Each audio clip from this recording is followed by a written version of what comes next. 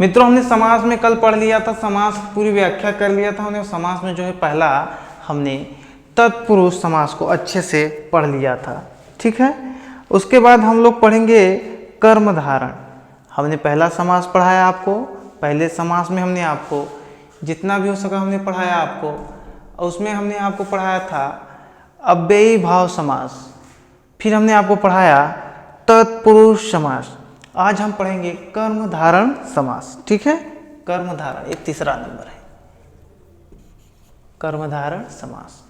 बहुत ध्यान दीजिएगा मित्रों, एक बार हम आपको आराम से बता रहे हैं। देखिए क्या है, देखिए समास हो गया, हमने समास की पूरी व्याख्या कर दी थी, कैसे क्या क्या होता है, समास में कुल कितने प्रकार के होते हैं, कैसे कैसे होते हैं, हमने आपको बता दिया था। समास में हमने आपको जितना भी बताया उसको आप एक बार पिछली वीडियो को देख लीजिए, फिर आपको समझ में आएगा, ठीक है। आज हम पढ़ेंगे कर्मधारण समास। बहुत ध्यान दीजिएगा, इसका भी क्या है, उत्तर पद प्रधान होता है। क्यों? क्योंकि ये भी तत्पुरुष के तहत आता है, इसलिए इसका क्या होता है, उत्तर पद प्रधान होता है, ठीक है। अव्ययी भाव हमने आपको पढ़ाया था, उसके बाद हमने कहा था कि तत्पुरुष, तत्पुरुष में आ गया आपका कर्मधारण, एक क्या आ गया आपका द्वंद्व आ जाएगा। तो ये देखेंगे हम। अब देखते हैं उत्तर पद प्रधान होता है। उत्तर पद प्रधान होता है मतलब जो दूसरा वाला होता है, जैसे कि ये वाला मेन होता है, क्योंकि जो भी चीजें आएंगी सब इसके तहत आएंगी। देखिए जैसे हम आपको समझा रहे हैं, देखा रहे पहला पद विशेषण और दूसरा पद विशेषता। देखिए कैसे समझिए, बात समझिए। पहला पद होता है जो विशेषण होता है, विशेषण आपको पता होगा, जैसे काला, नीला, गोरा, लंबा, चौड़ा, ये सब क्या है, विशेषता है, मोटा, पतला। दूसरे पद की विशेषता बताता है। पूर्व पद विशेषण, उत्तर पद विशेष्य होता है। विशेष मतलब जिसमें संज्ञा और सर्वनाम दोनों आ जाए। संज्ञा मतलब राम शाम और सर्वनाम मतलब वह मैं तू, सब आ जाए। देखिए बहुत ध्यान से देखिएगा, जैसे नीलकमल लिखा है, आप लोग देखिए नीलकमल लिखा है, ठीक है। तो इसमें नील कमल जो है, कमल को कौन सी विशेषता है, नीला कमल। कमल ब्रह्मांड में बहुत देखे होंगे, लेकिन कैसा कमल है, नीला कमल। इसी की तो खासियत है कर्मधारण समास में कि आपको किसी का, किसी भी माध्यम से रंग, बनावट, आकार, ये सब जो चीजें आएंगी आपको किसके तहत आएगी, कर्मधारण समास के तहत। हमने क्या कहा आपको रूप के माध्यम से रंग, बनावट, आकार, ये सब आपको दिखाई देगा। देखिए नीला रंग आया है, कर्मधारण। देखिए कमल जो है नीले रंग को धारण कर लिया है, पॉइंट। कमल जो है नीले रंग को धारण कर लिया है, इसलिए कर्मधारण, नीले रंग का कर्म धारण कर लिया है। इसका कर्म कैसा हो गया, अब नीला हो गया है। जैसे सब कहते हैं कि इसका मुंह काला हो गया, एक गलत काम कर दिया, समाज में इसका मुंह काला हो गया, इसने वैसा कर्म किया और काला रंग धारण कर लिया, कर्म धारण। इसकी मेन चीज क्या है, नीला बता रहा है, किसकी विशेषता बता रहा है, कमल की। तो कमल जो है विशेष हो गया और ये नीला रंग जो है विशेषण हो गया। पूर्व पद, उत्तर पद। कितना आसान तरीका है मित्र। फिर से हम दूसरा उदाहरण देखेंगे, महावीर। वीर तो है ही, लेकिन कैसा, महान वीर। वीर है लेकिन कैसा है, महान वीर। देखिए कमल नयन, नयन कैसा है, कमल। जो नयन है धारण कर लिया, कमल क्या, कर्म धारण कर लिया, कमल की तरह न समझिएगा। नौ युवक, युवक तो है ही, 9 युवक है। ये मत समझ लेना कि 9 युवक है, नहीं, जवान जट्ठा युवक है, 9 युवक है। युवक तो बहुत देखे लेकिन 9 युवक है। तो विशेषण कौन है, पहला आगे का पूर्व पद। विशेष्य कौन हो गया, युवक। फिर देखिए श्वेत पत्र, पत्र तो है, कैसा, श्वेत पत्र। आप देखिए इसमें रंग, बनावट, आकार ये सब आ रहा है, किसके तहत आएगा। हम जो आपको बोलते हैं उसको आप नोट किया करिए, क्योंकि हम जो बोल देते हैं ना वो आपको समझ लीजिए नोट्स है।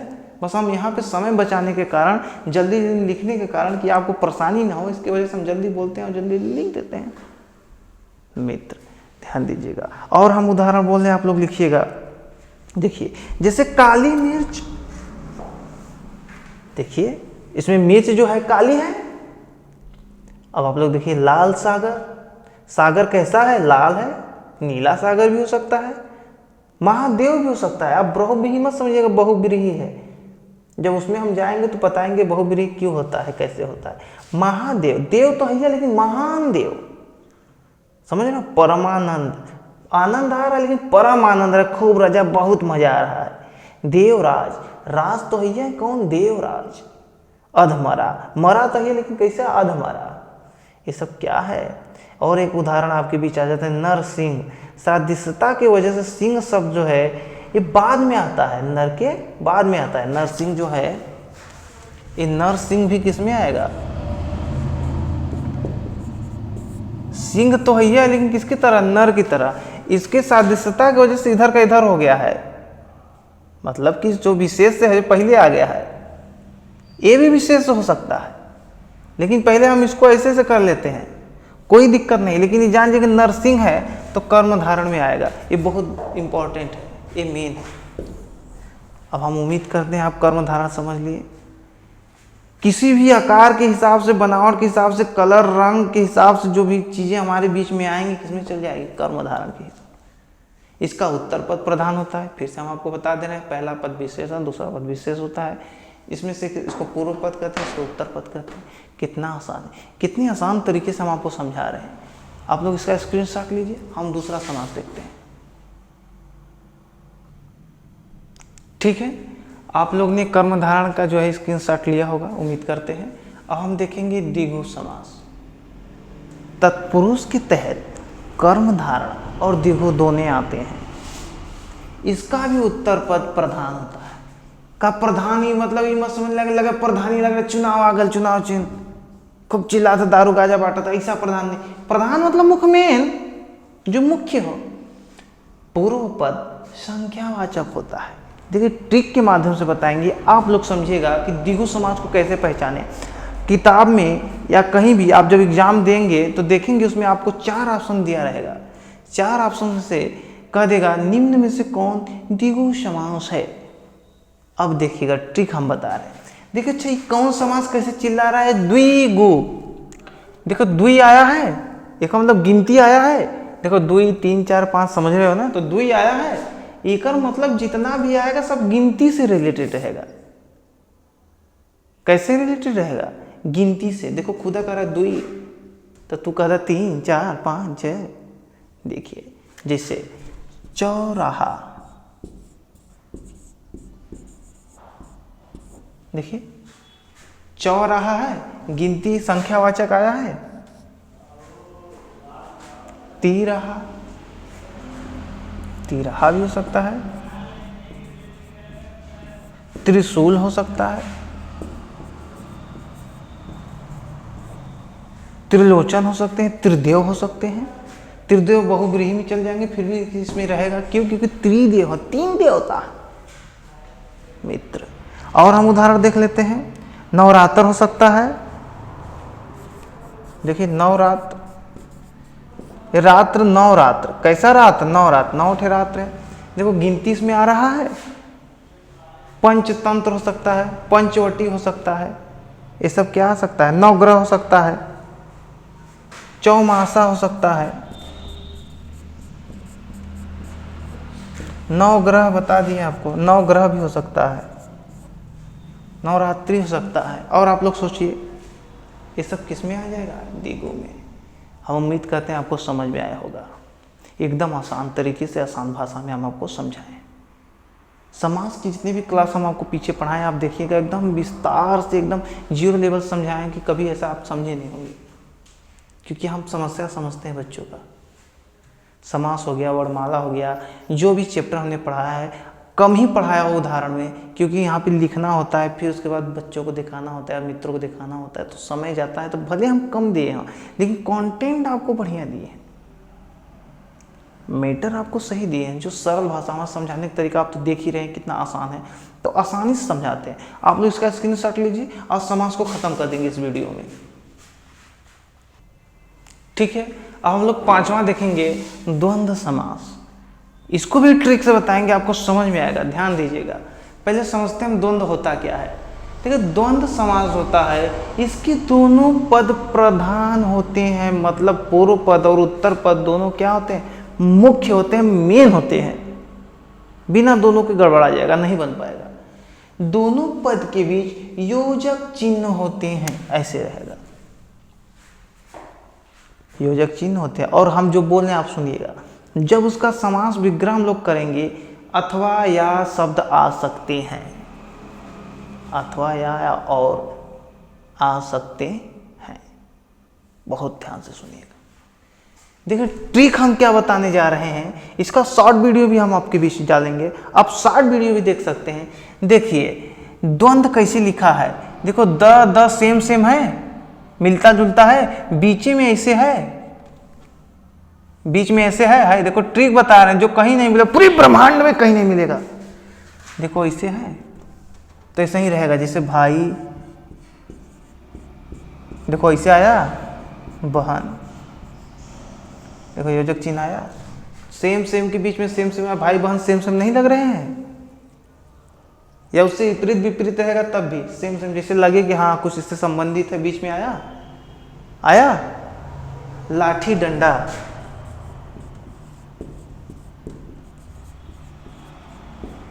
डंडा, देखिए आ रहा है, ये आ रहा है। कितना आसान है मेरे मित्र, कितना हम समझा दे रहे हैं आपको, एकदम डूब के समझा रहे हैं, समझिए आप, कोई नहीं बताएगा समास में इसे आपको। और उदाहरण हम देखते हैं, रोटी सब्जी,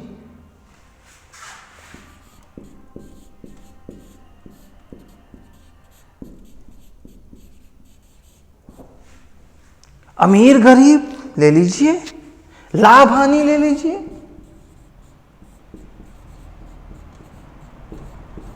दुख सुख ले लीजिए,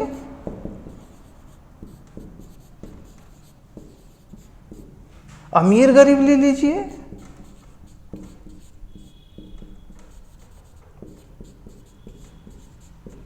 आस पास ले लीजिए खूब रजा,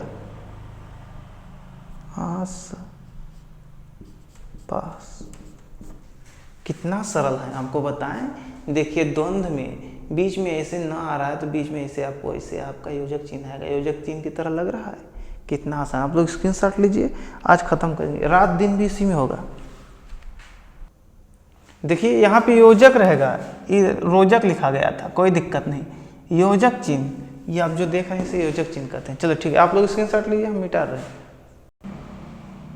देखिए अब समास का लास्ट रह गया है भाग, छठा भाग, बहुव्रीहि समास। बहुत ध्यान दीजिएगा, ये मेन है। क्या है? मेन। इसका कोई पद प्रधान नहीं होता है, इसका कोई पद प्रधान नहीं होता है, जो मिलकर बनता है तीसरा पद वो क्या होता है? प्रधान होता है। देखिए समान अर्थ छोड़कर विशेष अर्थ प्रदान करे। जैसे हमने कहा त्रिदेव, तो त्रिदेव तो चला जाएगा द्विगु में, बात समझिएगा। हम कहें महादेव तो चला जाएगा दूसरे में, लेकिन हम लाएंगे किसमें? बहुव्रीहि में। क्यों? क्योंकि विशेष अर्थ छोड़कर जब हम देखते हैं कि कुछ विशेष अर्थ आता है, कुछ असामान्य अर्थ छोड़कर, और द्विगु कर्मधारय बहुव्रीहि जब एक साथ आए एग्जाम में आपको, तो हमको बहुव्रीहि मारना पड़ेगा। क्या मारना पड़ेगा? बहुव्रीहि मारना पड़ेगा। जैसे देखिए हम कहें महादेव, हम कहें महादेव, हमारे जो एडिटर हैं उनके जो साइबर है उनका, उस साइबर का नाम है महादेव साइबर। तो महान है जो देव, कौन है वो महादेव? कौन है? शंकर जी, शंकर भगवान। देखिए किसी विशेष के बारे में बता रहा है, बात समझिएगा, किसी विशेष के बारे में बता रहा है कि नहीं? ठीक है। और हम लोग देखेंगे त्रिदेव, भले चल जा रहा है द्विगु में, लेकिन हम मारेंगे किसमें? हम कह रहे हैं कि द्विगु और कर्मधारण जब साथ में आएगा तो हम किसमें मारेंगे? बहुव्रीहि में। देखिए हम क्या कह रहे हैं? त्रिदेव। त्रिदेव कौन है? जिसके त्रिदेव तो कौन हो जाएंगे? शंकर जी। त्रिदेव कौन है? शंकर जी। तीन आंख है जो त्रिनेत्र, शंकर जी। कौन है? शंकर जी। और देखेंगे नीलकंठ, नीला है कंठ जिसका, शंकर जी। कंठ किसका है? नीला कंठ। नीला कंठ किसका है? शंकर जी। किसी विशेष व्यक्ति की बात कर रहा है, डिनोट किसको कर रहा है? शंकर जी को। लंबोदर, कौन है? लंबा है उधर जिसका, गणेश भगवान। वीणा पाणी, वीणा पाणी किसके पास है? वीणा किसके पास है? माता सरस्वती के पास, हम लोग सब जानते हैं। का सब लगे थे वीणा लेके घूमे बजावा नहीं, लंबा है उधर जिसका। भले देखा देखा के हलवाई बैठे इतना बड़ा बड़ा पेट लेके बैठ के छान रहे हैं, तो का वो शंकर जी हो गए? नहीं, किसी विशेष व्यक्ति को डिनोट कर रहा है। वीणा पाणी माता सरस्वती, चक्रधारी विष्णु जी, चक्रधारी। ऐसे ऐसे उदाहरण जब आपको आएंगे तो आप लोग किसमें मारिएगा? बहुब्रीहि समास में आप लोग मारिएगा। ठीक है। बहुब्रीहि में कुछ आपको बता दें खास, जैसे कि बहुब्रीहि 4 प्रकार के होते हैं, आपसे नहीं पूछेगा कभी, आप लोग को दिक्कत नहीं है। इस प्रकार से समास क्या होता है? समाप्त होता है। ठीक है। दशानंद इसी में आएगा। दशानंद का तोरे गांव में भी मिलेंगे क्या? आपके गांव में दशानंद है? किसी के 10 सिर है? नहीं, रावण को डिनोट करता है, तो क्या हो जाएगा? दशानंद रावण में चल जाएगा। ठीक है। अब इसी के साथ हम लोग आपसे विदा लेते हैं। अब समास आपका खत्म हो गया। अब मिलते हैं नेक्स्ट टॉपिक में। जय हिंद।